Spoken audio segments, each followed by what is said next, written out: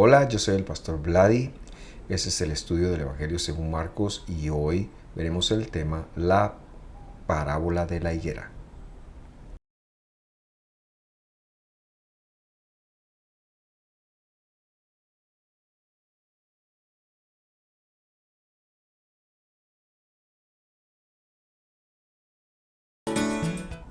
Con la misma alegría de siempre, les damos la bienvenida a cada uno de ustedes que nos ven en vivo o a quienes nos verán en diferido. Dejamos estos estudios colgados para que cuando sea conveniente para usted pueda estudiar juntamente con nosotros y podamos crecer y podamos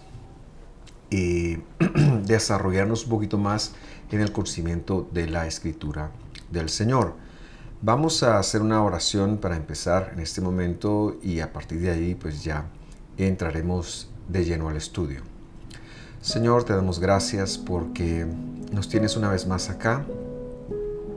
Pido que abras nuestro entendimiento y que podamos conectar de tu palabra lo que tú dijiste, lo que tú hiciste, lo que tú hablaste y lo que tú ordenaste. En el nombre de Jesús pedimos amén y amén.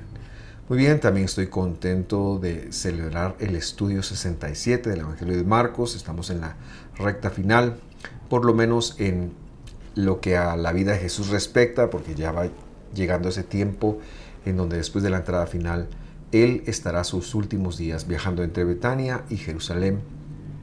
Pero bueno, veamos más de esto.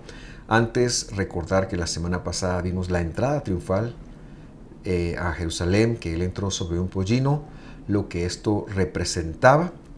Y también confirmábamos que no fue alguien X quien vino, sino fue Dios mismo, Adonai mismo, Jehová mismo que vino, pues Él era el que portaba el nombre. También y a manera introductoria, también y a manera introductoria para este tema, quiero decir la siguiente información. Lo más seguro a partir de este estudio es que las enseñanzas, vivencias que veamos estén relacionados de una forma con el resto de las demás enseñanzas del Evangelio. Lo que sucede es que, por ejemplo, como el tema que veremos hoy acerca de la parábola de la higuera, se podrá aplicar incluso en la próxima enseñanza o en dos enseñanzas más, sobre todo cuando hable de los labradores malvados, porque son eventos que están conectados de una forma debido a la proximidad en tiempo que tenían. Y es que a partir del capítulo 11, el escritor sagrado empezó a reunir esos temas para que pudieran de esta forma interpretarse que están relacionados los unos con los otros.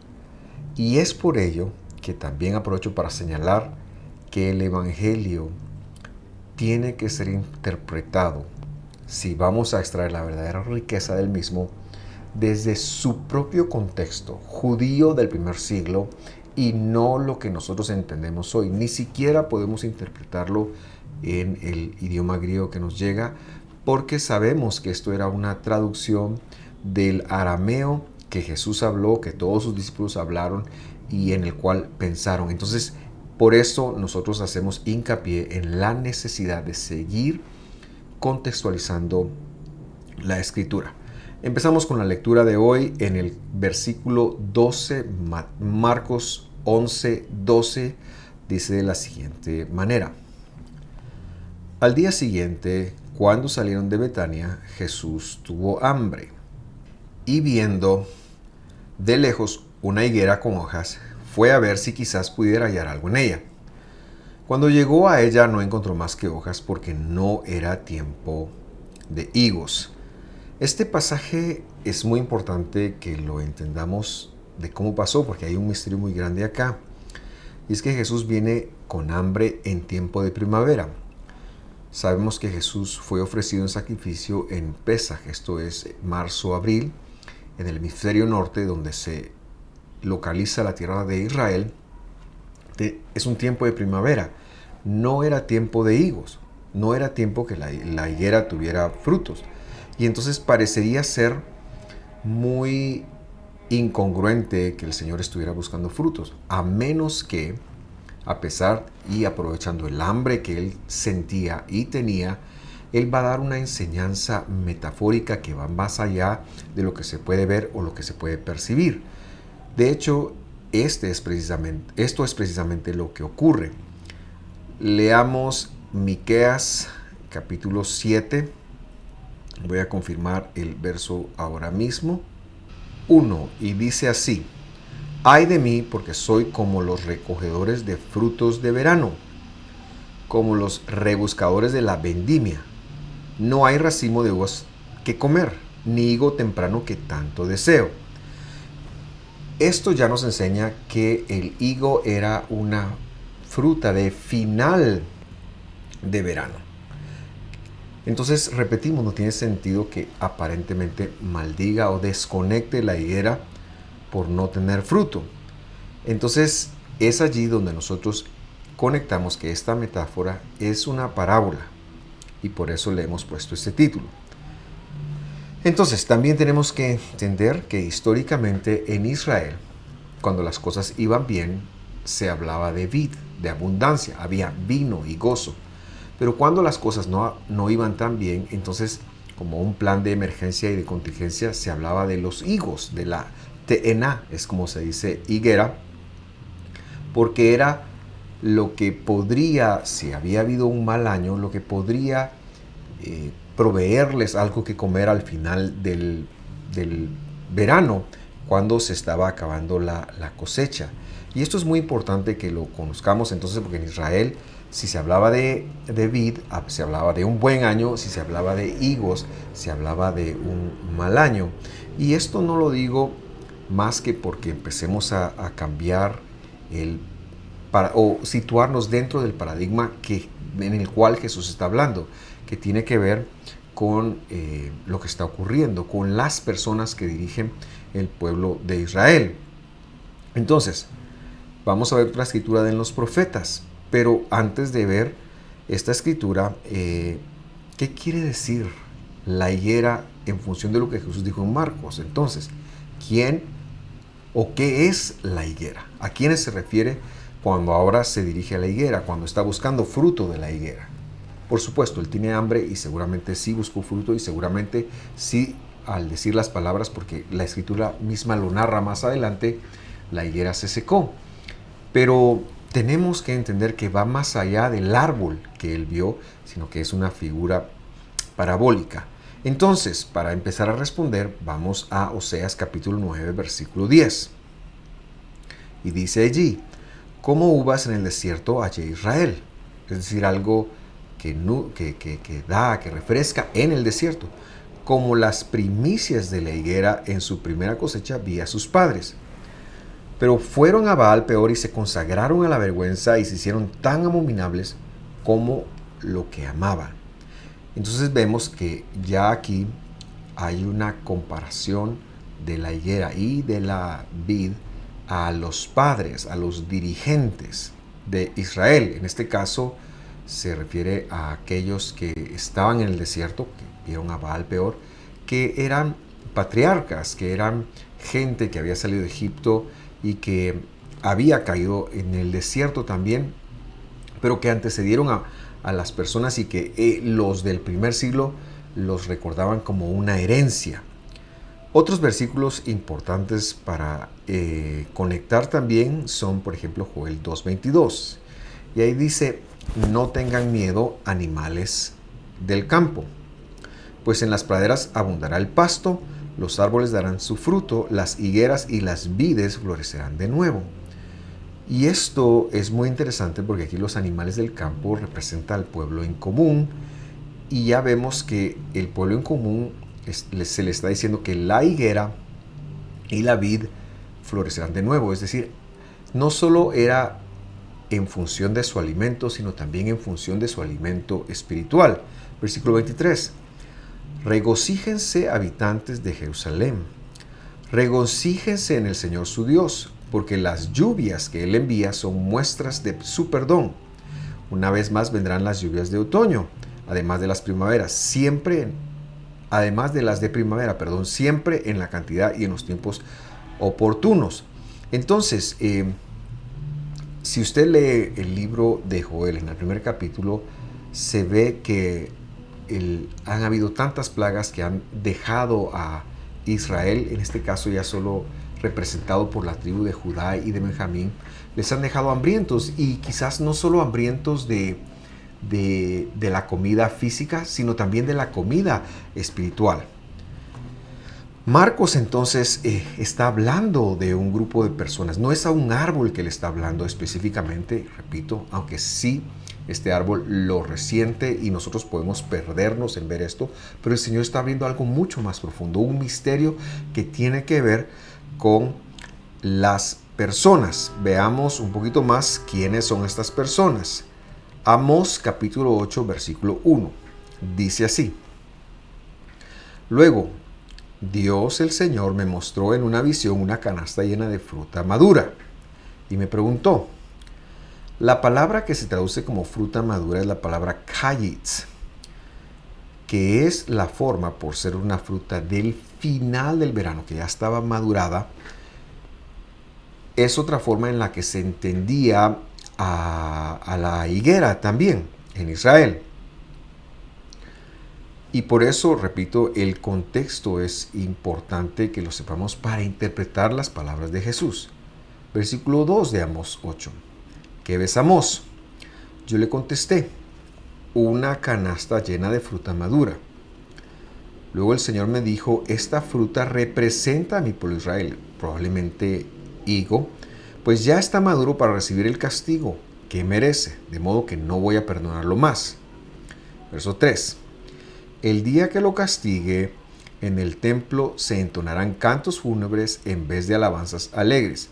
Serán tantos los muertos que habrá cadáveres por todas partes y serán sacados fuera de la ciudad en silencio, con mucha pesadumbre. Lo ha dicho Dios el Señor. Verso 4. Poniendo mucha atención. Escuchen ustedes, comerciantes, que explotan a los pobres, y ustedes, terratenientes, que causan la ruina de los necesitados, arrebatándoles su tierra. Ustedes que anhelan que el Shabbat termine y que las fiestas religiosas, las citas del Señor, acaben para poder salir y comenzar a estafar de nuevo, usando sus balanzas falseadas y medidas tramposas. Ustedes que hasta se atreven a vender los desechos del trigo. Ustedes que son capaces de comprar como esclavos a los pobres por unas cuantas monedas o un par de sandalias. Y aquí el Señor le está hablando a la gente acomodada, que por alguna razón o por muchas razones, sean estas tramposas o sean estas legítimas, han llegado a tener más recursos y se aprovechan de las demás personas y son capaces de vender, son capaces de esclavizar algo que estaba prohibido, pero que representan el liderazgo del país. Y es que debiéramos tener en cuenta que, por ejemplo, en el Testamento de los antiguos, esta gente que tomaba un liderazgo normalmente eran los reyes, por supuesto, pero aparte de los reyes y aparte de lo que estaba asociado a todo lo que tenía que ver con el ejército, también los líderes eran los sacerdotes.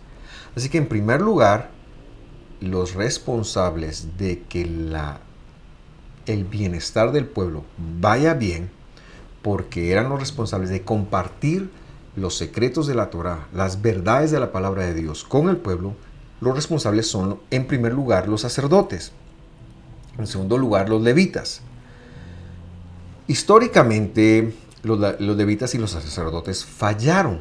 Y cuando estos fallaron, Dios levantó un ministerio profético que, más que tener un don para predecir el futuro, esto es el ministerio bíblico, el ministerio profético bíblico, mucho más que predecir del futuro como se lo acostumbra hoy, lamentablemente dentro de lo que nosotros conocemos como nuestro cristianismo. Hoy se dedican a predecir y que le va a ir bien y que tiene que hacer esto, etc. Pero en la Biblia el ministerio profético tenía que ver, era un segundo anillo de seguridad para que el pueblo se volviera a Dios.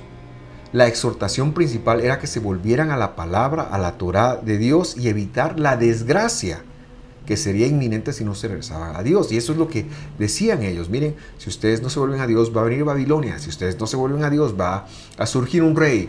Va a pasar esto, van a ser desterrados. Y cuando alguien se revelaba a esto, en muchos casos, esto se ve más en Jeremías, Dios mandaba una palabra y le decía, dile a Hilcías que será muerto en un año. Esto puede verse claramente en muchos pasajes de la Escritura, pero yo le traigo Isaías capítulo 8, versículo 19, el cual dice de la siguiente manera: y cuando les digan, consulten a los adivinos y a los espiritistas que susurran y murmuran, digan, ¿no debe el pueblo consultar a su Dios? ¿Acaso consultará a los muertos por los vivos? Pareciera ser que desde siempre las personas han tenido una necesidad de saber qué va a pasar. Hay un morbo en conocer el futuro. Y Dios había dicho que si la gente quería consultar de Dios y acerca de su vida, que tenían que hacerlo con Dios. No debe un pueblo, dice este versículo, consultar a su Dios, porque van a consultar a los adivinos, a los espiritistas. ¿Y cómo van a consultar a los muertos? Dice, es una ironía que si eso está muerto, eso no sirve, ¿cómo lo van a consultar? Y entonces él dice en el versículo 20, ¿a qué se refiere precisamente eso de consultar a Dios? Y dice, a la ley, a la Torá y al testimonio. ¿Y qué es el testimonio? El testimonio es la vivencia del pacto. Es las promesas de Dios, cómo se han ido cumpliendo. Ellos entonces tenían que ir a consultar a los sacerdotes en función de entender lo que estaba escrito. Termino de leer el versículo. A la ley y al testimonio. Si ellos, es decir, los profetas, los sacerdotes, a quien se le esté consultando de parte de Dios, no hablan conforme a esta palabra, es que, dice aquí, es porque no hay para ellos amanecer. En hebreo dice que no hay para ellos shahar. Y shahar es una palabra que es una referencia directa al Mesías. Si un profeta viene, un pastor viene y nos está diciendo, nos anula la ley, nos anula el testimonio, probablemente dice no le ha amanecido, no se le ha parecido el Mesías. Nadie puede tomar la palabra de Dios y anularla de ninguna manera, y esto era un segundo anillo de seguridad. Entonces, volviendo a Marcos, y para hacer el enlace de todo este viaje que llevamos, queremos dar por sentado, queremos enfatizar, quizás es mejor palabra, que la higuera en Marcos representa a los dirigentes del pueblo, que como vimos en los profetas eran sacerdotes, eran profetas también, pero que en el tiempo de Jesús había todo un desarrollo de escuelas fariseas, de escribas, de rabinos y demás. Y es que esto también es importante conocerlo. Cuando Jesús viene a darnos la verdadera interpretación de la Escritura, Él lo hace en medio de una comunidad que lleva unos 250 años queriendo interpretar la Escritura, y se han formado casas de estudio, se han formado rabinatos, es decir, personas que en protesta por la corrupción del templo han abierto casas de estudio, y ellos se han convertido en los maestros, ellos se han convertido en quienes enseñan Israel, y enseñan en Israel, que en este momento, repito, solamente o ya es solo Judá, y que las tribus del norte se han ido, pero que están por volver después de Jesús. Y bueno, esta enseñanza entonces, esta higuera se refiere a estos maestros que llevan mucho tiempo organizándose, llevan mucho tiempo hablándose, echándose flores, decimos en Guatemala, es decir, exaltando su trabajo, y que ya para el tiempo de Jesús, por ejemplo, cuando le preguntan a Jesús, lo veremos en algún estudio futuro, le dicen, ¿con qué autoridad haces esto? Realmente le está hablando de qué casa de estudio eres, quién es el rabino que te ordenó a ti. Y él dice, a mí yo no les voy a decir eso, no voy a entrar a responderle eso, porque había ya toda una... Israel estaba lleno de maestros, Judá estaba lleno de maestros que supuestamente estaban enseñando la Torá del Señor, que traía vida. Pero el problema es que esta Torá se había convertido en meritocracia. Se había ido a la escritura y se había pensado, bueno, ¿qué tenemos que hacer para ser salvo? Ya lo vimos con el joven rico hace algunas semanas. Y esta era la forma de pensar. Y Jesús viene y ve este sistema de maestros que está en Israel y ahora se va a referir a ellos. Esa es la higuera. Esa es la higuera. Y veamos, regresando a Marcos capítulo 11, versículo 14, cómo él enfrenta a este grupo y les dice de la siguiente manera. Jesús respondiendo le dijo, ¿a quién le dijo? A la higuera. Seguramente le está hablando al árbol, pero le está hablando más a alguien más allá del árbol, le está hablando a todos los maestros de Israel. Por tiempo indefinido, nadie coma fruto de ti. Y sus discípulos lo estaban escuchando. Realmente el versículo comer está en futuro, entonces pondremos nadie comerá. Nadie comerá fruto de ti. Muy bien. Y entonces le está hablando al sistema de enseñanza. Y sus discípulos lo oyeron.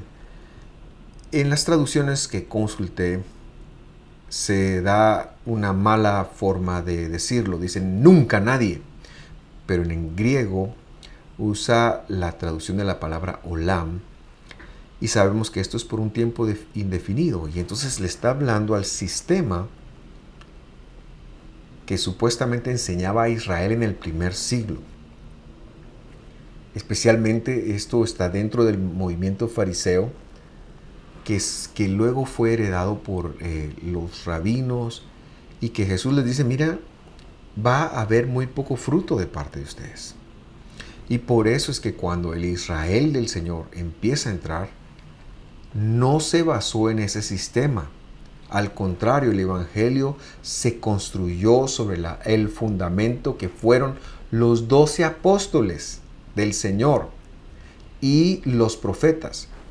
Isaías, Jeremías, todos los profetas que están escritos, no los profetas de hoy, sino los apóstoles del Señor y los profetas que escribieron de parte del Señor. Ya no se basó en este sistema que estaba vigente en el siglo I, que tuvo muchas luchas y que especialmente en la Edad Media se dedicó a traer mucha idea griega al movimiento. Ellos son los creadores del concepto adaptaron mucho el concepto del alma, etcétera, etcétera. Pero en el primer siglo ya Jesús se los está advirtiendo. Y repito, no dice que nunca, Dios dirá cuándo. Pero lo que nosotros necesitamos saber entonces es que la revelación, la verdadera revelación, viene por Jesús el Mesías. Viene cuando tomamos el conocimiento de Jesús que nos da el Evangelio y lo ponemos dentro del verdadero contexto. Porque también tengo que decir que interpretárselo, leérselo como se lo ha leído dentro de nuestro contexto cristiano, a un Jesús occidentalizado, a un Jesús rubio, a un Jesús con ojos claros, a un Jesús que está fuera de su contexto hebreo, judío del primer siglo, tampoco nos ha reflejado a nosotros la verdad. Y lo primero que ha pasado es que muchos han osado con decir que la ley está caduca, que hay cosas que ya no van, y esto no lo podemos aceptar. Por eso nosotros hacemos una reflexión y decimos que es importante volvernos a la raíz, pero la raíz es el Evangelio como Jesús la interpretó dentro del contexto judío de Jesús. Entonces, en este momento histórico, Jesús está enfrente de un árbol, de una higuera, que no tiene fruto. que sí tiene muchas hojas y que esas hojas a él le recuerdan la palabrería del sistema religioso del primer siglo, que precisamente ese sistema va a ser el que va a provocar la muerte del Señor, va a provocar la posterior persecución de los apóstoles. Pero él está frente ahí y está diciéndole a la religión organizada de ese tiempo, la que supuestamente tenía la Torá, la que supuestamente conocía el idioma, que no iba a tener fruto. Estas son palabras muy duras, pero que encontramos eco, que fue precisamente lo que Jesús hizo en otras escrituras del Evangelio. Me permito citarle a usted Juan capítulo 15, versículo 1, y él dice: yo soy la vid verdadera, mi Padre es el viñador. Dice, todo sarmiento que en mí no da fruto lo quita, y todo el que da fruto lo poda para que dé más fruto. Por supuesto que Dios está pensando en el fruto. Y por supuesto que Él, Jesús, es la vid. Él es el maestro de maestros. Y tenemos que estar conectados con Jesús para que podamos extraer su palabra.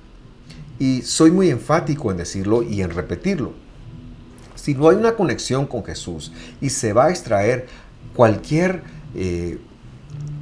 palabra del Antiguo Testamento, pero no hay una conexión con Jesús, no va a dar fruto.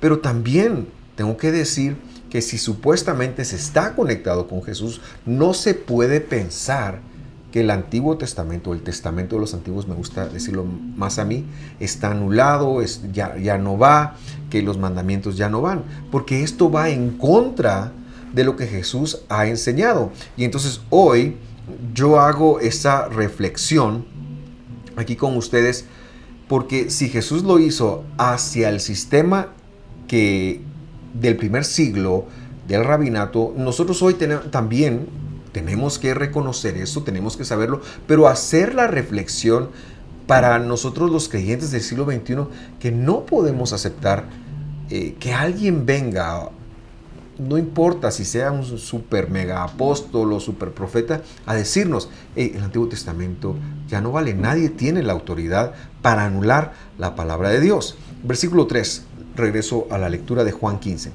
Ustedes ya están limpios por la palabra que les he hablado. Permanezcan en mí, verso 4, y yo en ustedes. Como el sarmiento no puede dar fruto por sí mismo si no permanece en la vid, así tampoco ustedes si no permanecen en mí. Y lo más curioso cuando estudiamos profundamente este pasaje es que el rabinato de la época se hacían llamar sarmientos, porque supuestamente ellos producían fruto, producían uva. Pero Jesús aquí está diciendo, Jesús dice, si no está conectado conmigo, no puede y no llevará fruto. Muy, muy interesante todo esto. Entonces, la reflexión que vamos haciendo es que se nos hace a nosotros importantísimo y necesario, vital, reinterpretar el Evangelio desde su verdadero contexto y no como hoy se lo ve. Y si usted se queda con nosotros, por ejemplo, en la próxima clase donde veremos que la higuera física se seca y vamos a ver un concepto de esos que se han occidentalizado de tal manera que hoy el abuso que se tiene es impresionante. Entonces esta realmente es el primer tema de dos que van a estar muy, muy bien. Ahora, en función también de que este es el contexto que está pasando, vamos a ver cuál es la siguiente historia. Porque como decía al principio, o como quise decir al principio, todas estas historias están concatenadas. Todas estas historias son parte del concepto, son parte, del contexto. Y entonces lo que Jesús dice acá va a afectar todas sus interacciones, por ejemplo, con los líderes de ese momento. Él está diciendo, se van a secar, no van a producir fruto. Y si usted hace una memoria, si usted hace una revisión histórica, se va a dar cuenta que es precisamente lo que pasó. Pero entonces nos ayudamos a seguir adelante del contexto y regresamos a Marcos, capítulo 11, versículo 15. Dice: al llegar a Jerusalén se dirigió al templo. Allí echó fuera a los que vendían y compraban, y volcó las mesas de los que cambiaban dinero y las sillas de los que vendían palomas. Verso 16. Y no permitía que alguien entrara al templo cargando mercancías. Siempre me pregunté desde niño qué significaba esta historia y por qué Jesús se habría enojado. Y siempre lo vendieron como el enojo de Jesús o la indignación de Jesús, cuando realmente tuvimos que habernos enfocado en la mercadería de la fe que estaba ocurriendo en ese momento. Y es que el templo era el lugar donde se iban a ofrecer los sacrificios, por supuesto hasta antes de Jesús, que representaban el acercamiento a Dios y el acercamiento de Dios para las personas. Pero lo que empezó a suceder es que el templo se corrompió de tal manera que los sacerdotes impostores del primer siglo ya no aceptaban, por ejemplo, las ofrendas que venían de afuera, no aceptaban los cabritos que venían de afuera o los palominos que venían de afuera. Si usted llegaba con una oveja, no era aceptada porque no había pasado el proceso de ser kadosh o kodesh. Apta sería esta traducción, es decir, si usted llevaba su ofrenda y no la había comprado dentro del templo, esa no era apta porque no podían ellos certificar. La razón de esto es muy sencilla. Una oveja afuera, o voy a decirlo al revés, una oveja adentro valía 3 veces más lo que una oveja afuera valía. Y así cada elemento que se ofrecía en el templo. Y preguntamos por qué. Y la respuesta es porque todo se empezó a basar en la meritocracia. Es decir, si tú quieres guardar mandamientos, tienes que invertir dinero. Por eso cuando Jesús da la parábola esta del rico y de Lázaro, para los oyentes ha de haber sido muy impresionante que el rico fuera a parar al infierno. ¿Cómo es posible? Un rico no puede parar en el infierno porque tiene demasiado dinero para hacer mandamientos. Él sí puede entrar acá y pagar 3 veces más por lo que afuera valdría un tercio de esto. Y de la misma manera el joven rico. Vemos que el joven rico en esa enseñanza, después que esto ya lo hemos visto, el Señor empieza a enseñar acerca de la riqueza y ellos se extrañan y dicen, bueno, si los ricos no pueden ser salvos, entonces ¿quién? Porque lo que se aceptaba era que el tener dinero permitía cumplir mandamientos. Y eso entonces da origen a una gran corrupción en el templo. Y es que aquellos que debían de revisar tu ofrenda y decirte es apta, no es tuerta, está bien de sus partes, pasa adelante, ahora te decían no puedes entrar, tienes que comprármela a mí, solo que vale 3 veces más. Y se empezó a dar una mercadería de la fe, una degradación de las cosas de Dios. Y esto fue lo que indignó a Jesús, porque estaban queriéndose hacer ricos con las necesidades del pueblo. Y lo que dice en el versículo 17 trae un poquito más de luz al respecto y lo leemos, dice ahí, y se puso a enseñar, les decía, las escrituras dicen que mi templo ha de ser casa de oración y señalo para todas las naciones. Pero ustedes lo han convertido en cueva de ladrones. Y la idea es que si es una casa de oración, es el lugar en donde se iba a hacer la paz con Dios. Esta gente, ese lugar en donde se tipificaba lo que el Mesías, Dios mismo, haría en el madero del Calvario. Pero esta gente lo habían convertido en una cueva de ladrones que robaban. Lo habían convertido en mercadería de la fe. Y como un buen creyente del siglo XXI, tengo que decir que esta práctica sigue vigente. Hoy en día, cuando se cobra una oración, cuando se cobra por un milagro, cuando se cobra por que Dios haga una intervención, señalamos que es precisamente lo que está ocurriendo. Ahora, no quiero que me malinterprete. Yo creo con todo mi corazón que la Biblia nos demanda ser generosos, que la Biblia nos demanda ser caritativos, que la Biblia enseña, por ejemplo, que el obrero es digno de su salario, por supuesto, y que muchas veces, o cuando Dios lo dijo, también estaba pensando en aquellos que viven del templo, como el caso de su servidor. Creo en el mandamiento del diezmo, en el mandamiento de la ofrenda, por supuesto. Creo que debemos de ser generosos. Creo que eso está escrito y también creo que eso hay que enseñarlo. También creo que ser avaro es un pecado porque la Biblia lo dice. El problema para mí y lo que yo quiero denunciar hoy es cuando eso se vuelve una transacción. Cuando si me das una ofrenda, Dios te va a dar tal cosa, como que si mi dinero o como que si algo que yo hiciera pueda activar a Dios.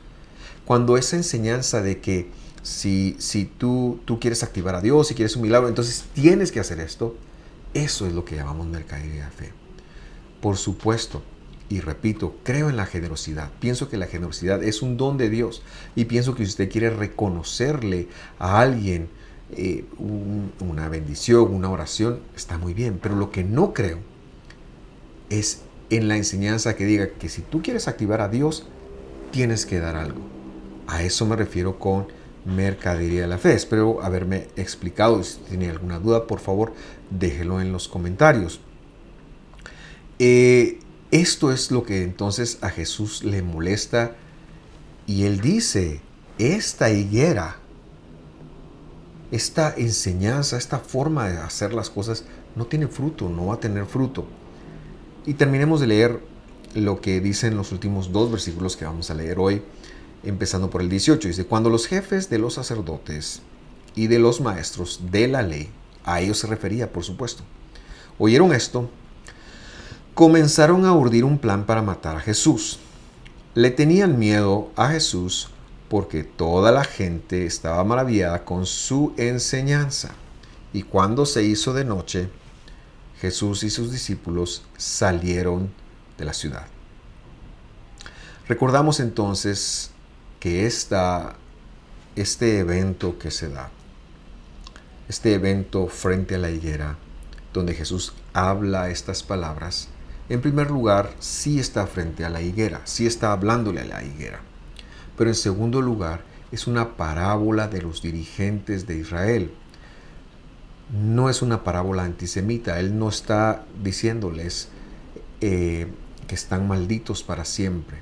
Él lo que les está diciendo es que van a dejar de tener fruto. ¿Y cómo conectamos nuevamente el fruto? Cuando nos volvemos al Mesías. Jesús sí se paró frente a una higuera porque ese árbol le recordó, le inspiró en lo que él iba a decir, refiriéndose al liderazgo del pueblo. Y bueno, la impresión del árbol fue tal que, como lo veremos la próxima semana, se secó y el Señor aprovecha para dar otra enseñanza. Pero la primera enseñanza que tenemos que hacer y que tomar es que si no se enseña la Torah, la instrucción, desde las palabras del Mesías, si no se está conectado con el Mesías, es muy difícil que esto lleve fruto, se vuelve algo vacío. Los mandamientos, cumplirlos, se vuelven un requisito nada más, de tal manera que cuando ya no lo tengo que hacer, me voy y me olvido. Es como hoy en día sería como venir a una congregación solo para cumplir.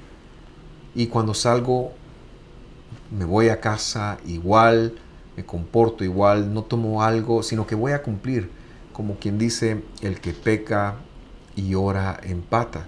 No se trata de eso. Se trata de ser transformados. Se trata de estar conectados a la fuente que es Jesús. Y que cuando vamos con Jesús a los mandamientos, a las competencias divinas, nosotros nos conectemos con Él y sepamos que es por Él, para Él. Y que, por ejemplo, hablando de un mandamiento, el mandamiento del Shabbat, es para pasar tiempo con Jesús. Él es el Señor del Shabbat. Eso fue lo que Él dijo. Él no dijo, yo soy el Señor y lo anulo. Él dijo, yo soy el Señor, yo digo qué es lo que se puede hacer. Y por eso nosotros damos testimonio de esto. Y así con otras cosas, así con los tiempos del Señor, así con la dieta del Señor, así con todas las cosas, sabemos que al estar conectados con Jesús, vivimos en su gracia y podemos practicar entonces los mandamientos, contrario a como se lo ha visto en el cristianismo, que no, Jesús me libra de esa responsabilidad. Eso es completamente falso y no está sustentado por ningún versículo de la Escritura. Muy bien, vamos a dejarlo acá porque yo creo que es bastante información que debemos de asimilar, pero antes de despedir este momento, yo le invito a visitar nuestras redes sociales, Facebook e Instagram, Visión de Femisco, y suscribirse a las mismas. Ahí usted encontrará mensajes muy continuos y anuncios de nuestras actividades, pero también le invito a vernos desde el canal de YouTube. Usted se puede conectar a youtube.com/Visión de Femisco, ese es nuestro canal. Suscribirse al canal, importante que lo haga, activar las notificaciones del canal para que le llegue con antelación de hasta 30 minutos. Va a haber una publicación de Visión de Femisco, y si le gustó el video, póngale el corazoncito, dígale me gusta y compártalo con alguien y estudiemos la palabra del Señor juntos. Yo lo animo. Y por eso le estoy hablando de YouTube, porque desde ese lugar ahí tenemos en nuestro canal, cuando usted ingresa al canal, una lista de reproducciones de los estudios y un poquito más organizado de cómo nos hacemos. Que Dios lo bendiga, yo le agradezco por su atención y yo sé que cuando estudiemos la Escritura, creceremos a la estatura del varón perfecto, y el varón perfecto es nuestro Dios, nuestro Redentor, nuestro Señor, Jesús, Yahushua HaMashiach, Jesús el Mesías. Hasta la próxima, que esté muy bien, nos vemos.